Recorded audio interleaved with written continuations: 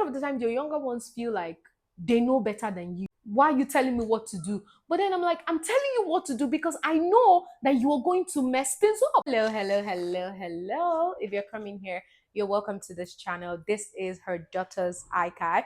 It is a place where I feel free to share my traumas, feel the pain, share insights, reflect, try to heal, and above all, we'll learn something from it. I mean, today I have two books with me because I don't know. I'm such a girl who loves to jot things down. It's not like I don't have a laptop where I can actually type. I just think I'm pretty old school, but trust me, I'm not. I'm in my mid 20s, okay? It's so funny. The way I learned things were from, I don't think my parents were millennials. My parents were more of Gen X.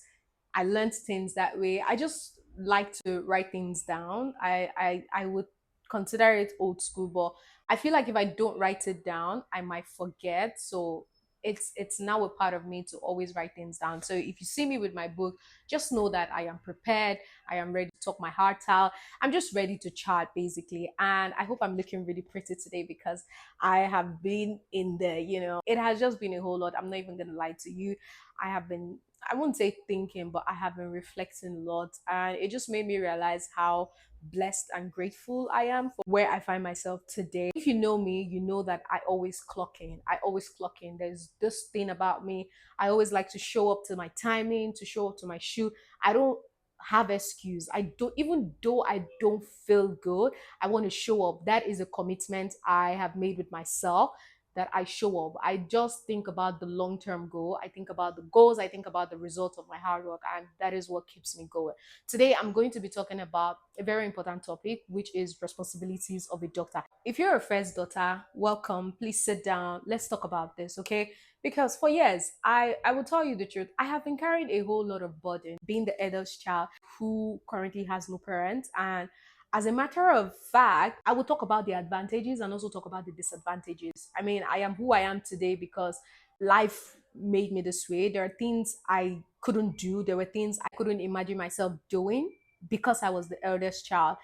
And it's so funny that I wasn't just only the eldest child, first grandchild, and first daughter. I'm telling you, it's a whole lot of pressure. I mean, I'm stuttering right now because I can't tell you how much pressure I felt. I still feel that pressure right now because I have to live a certain way. Why? Because I have younger ones, especially coming from an African home. Jesus, in Nigeria, we have different tribes. Okay, we have like the three main tribes, which are Yoruba, Igbo, and Hausa. I am Igbo, right? The whole patriarchy system is a lot in the Igbo land, right? The men, how they fancy the male child and everything. Now, being the female child, I don't think they regard the female child in the Igbo land, okay? Like for some reason, they just feel like a woman don't have a say, a woman can't be a certain thing, a woman can't be an investment. Unlike a male child, a male child is more of an investment. Unlike the other tribe, the Yoruba. I remember when my friend said, "Oh, like her grandpa passed." I'm like, "Oh my god, your grandpa passed!" I'm like, she just said, "Oh, like they left some will for her." Like she, I'm like, "What? You get rights to your grandfather's estate, like his will?" He said, "Yes." I'm like, "But you're a girl child." He said, "Nah, the Yorubas don't do that." I'm like, "What?" The Yorubas actually give their girl child, like, everybody gets to have properties. That's why, Loki, I want to marry a Yoruba man. I'm just calling my Yoruba man out there, wherever you are. I love being Igbo, but I honestly don't think I want to marry Igbo. I'm just saying this. And when I heard that she gets to inherit, my grandpa passed, I inherited nothing. You know why? Because I am a girl. You're gonna get married and go into another man's family, whatever your husband has, you have.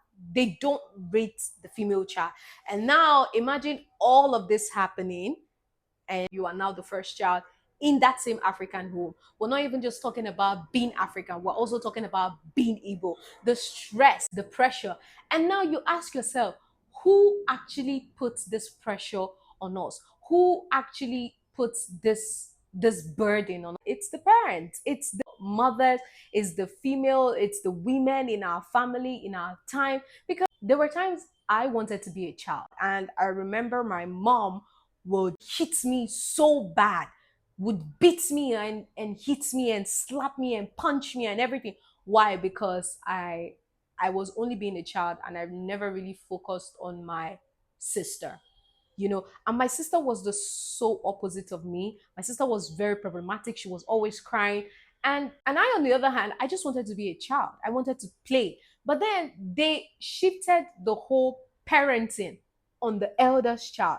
And it's crazy, like I'm saying, on the eldest daughter. Because you're a girl, you have to be responsible for your siblings. You have to be this. And I'm like, now as an adult, I'm looking at myself and I'm saying to myself, I didn't even get to be a child. I actually didn't get to be a child. I mean, oh, I didn't even get to be a teenager. Like, for some reason, I want to just be wayward. I lost my dad when I was 9, and I lost my mom when I was 16. So at the peak of my teenage years was when I lost my mom. I mean, I was already even giving her some teenage drama and teenage wahala and everything. And I think she was so scared that I would go rogue. My mom has always been scared I would go rogue. And for some reason, because I knew how much she struggled being a single mom and also a widow at the time, I just knew that was not going to be my reality. Like, I knew I was definitely going to have my life put together, but I just wanted to be a teenager. I wanted to go out. I wanted to just hang out with my friends for some reason. And then she passed. And I think after my mom passed, I remember when a neighbor of mine said, "Ah, Maris, your mom is late now. This is your time to do whatever you want to do." And that word hit me in my head. I'm like, what do you mean by that? And I'm like, you know what? That low expectation you had on me, I'm definitely going to do better. And I think, as a matter of fact, I put that pressure on myself to be better. So most times when I think about it, I think the last time when I talk about the last video I made, if you've not watched that, please go check it out. I was talking about peer pressure, and I talked about how much pressure is being put out there, and I want you to see peer pressure as an advantage. Take whatever is out there, take the pressure you see every day on social media, check the pressure you get from people as an advantage. And I'm not saying the toxic one, don't take the toxic one. Take those ones that can actually shape your life. And I remember when that man made that comment, I beat my chest and I said, I was never going to end up the way you expect me to end up. I was never going to end up that way. And guess what? I didn't end up that way. The man will be seeing me right now on social media and never believes. I tell you, there was this man that lived in my compound. I was telling, like, I had a neighbor that was wishing that her dad was late. The father, who she wished was late, saw me on social media one time and he just kept saying, wow, Maris, I'm sure wherever he is right now, he will be comparing me to his child. But the funny thing is, the girl still has a father.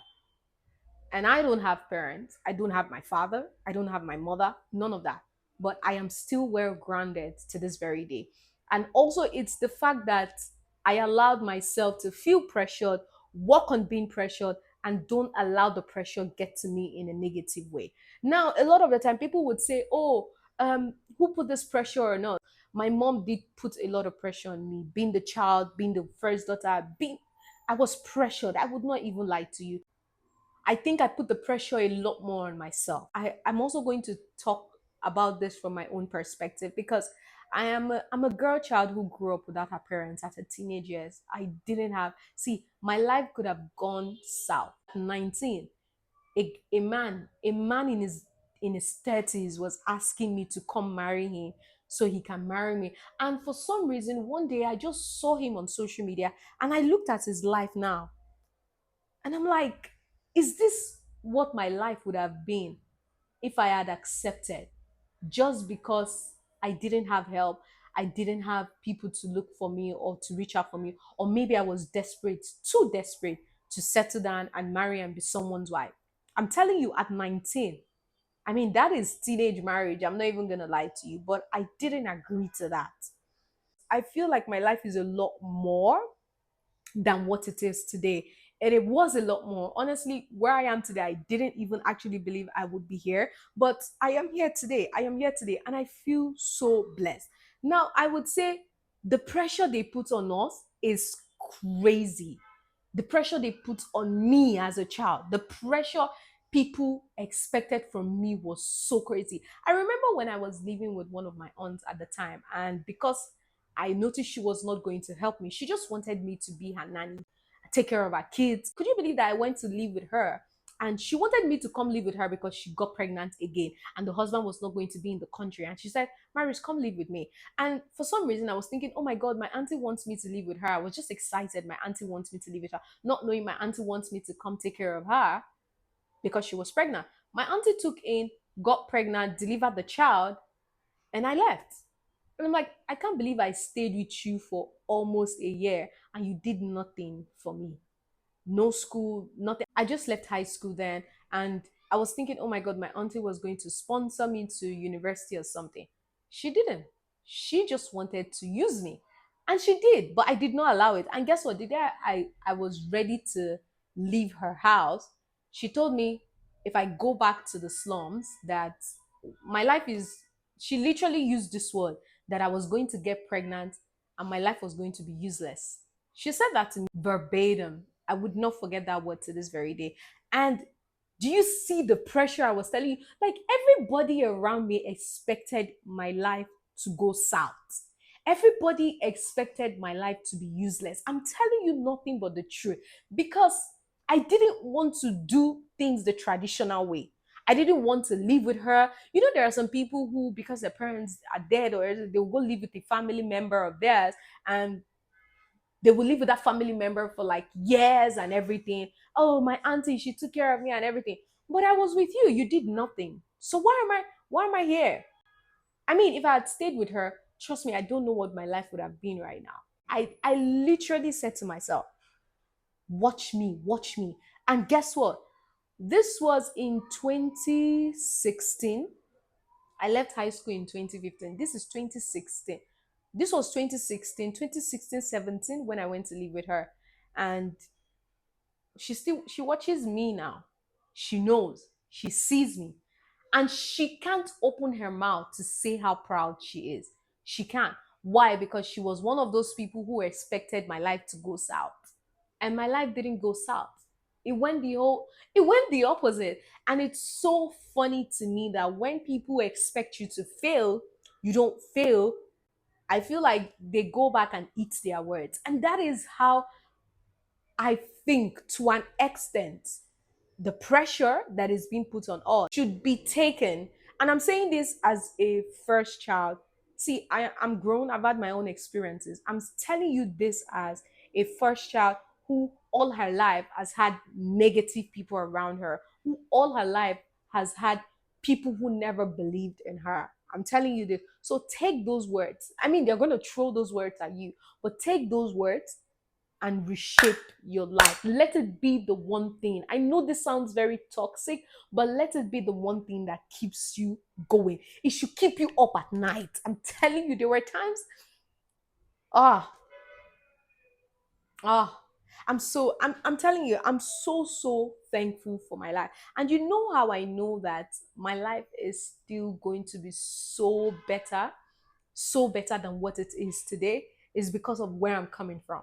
This is not my end goal. I'm telling you, I'm still going further. I'm still going far. This is only the beginning. Okay? I want to say this as a girl child, right? I've had friends who have had older siblings who were men.